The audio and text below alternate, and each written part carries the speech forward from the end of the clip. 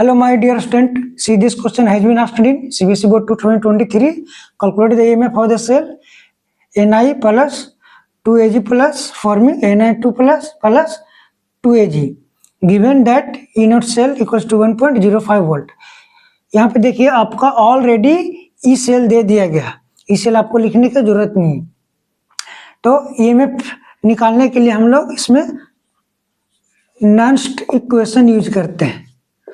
आपका जो Nernst equation होता है ये होता है ई सेल बराबर E naught cell minus 0.0591 upon N log concentration of product, इसका स्टोइकोमेट्रिक कोएफिशिएंट पावर में होता है upon concentration of reactant power में stoichiometric coefficient let suppose B. अब यहाँ पर से देखिए आपका जो n का वैल्यू, n जो होता है आपका नंबर ऑफ इलेक्ट्रॉन्स, तो कितना आपका इलेक्ट्रॉन्स है 2 है, जिसका स्टोइकोमेट्रिक कोएफिशिएंट होता है मैक्सिमम हुआ था आपका 2 यहाँ पे, तो n का वैल्यू होगा यहाँ पर से आपका 2।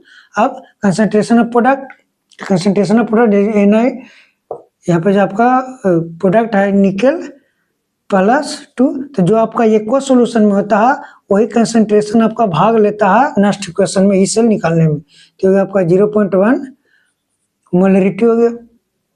अब आपका concentration of reactant that is our Ag plus sign, it is our 0.01 molarity. यहाँ से आपका बन जाएगा ई सेल बराबर ई नॉट सेल आपका दिया गया 1.05 माइनस 0.0591 अपॉन 2 हो गया n का वैल्यू। यहाँ से हो गया आपका लॉग, प्रोडक्ट का कंसंट्रेशन आपका है 0.1 अपॉन रिएक्टेंट का कंसंट्रेशन आपका 0.01। अब देखिए इसका स्टोइकोमेट्रिक 2 है तो इसका होल स्क्वायर हो जाएगा। यहाँ से आपका हो जाएगा ई सेल बराबर 1.05 माइनस, जब 2 से इसमें डिवाइड करेंगे तो आपको आ जाएगा 0.02955 हो जाएगा इंटू यहाँ होगा आपका लॉग 0.1 अपॉन, अब देखिए इसको हम लिख सकते हैं कि 0.01 इंटू 0.01 लिख सकते हैं, ठीक है। अब जब ये आपका कैंसिल होगा डेसिमल, ये कैंसिल होगा डेसिमल, तो इसके वजह से आपका ऊपर एक 10 हो जाएगा। अब ये वाला डेसिमल जब हटावेंगे हम लोग तो ऊपर में आपका 1000 हो जाएगा।